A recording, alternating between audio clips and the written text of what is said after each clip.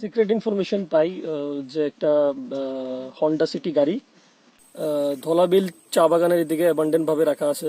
তো এটা হয়তো পুলিশের গাড়ি, মোবাইলে ছিল, তো ভাগতে ছিল, তো ধলাবিল টি গার্ডেনে এটাকে অ্যাবান্ডেন্ট করে যাওয়া হয়েছে। We have found around 4 number plates, যার মধ্যে 2টো ত্রিপুরার, একটা আসাম, একটা ওয়েস্ট বেঙ্গল নাম্বার প্লেটস।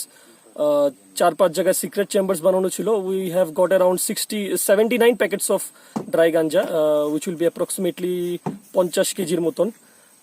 তো এখন তদন্ত চলছে, আমরা চেসিস নাম্বার দিয়ে অরিজিনাল মালিককে খোঁজার চেষ্টা করছি। একটা আমরা লাইসেন্সের কাগজও পেলাম, তো তদন্ত চলছে। After investigation will let you no.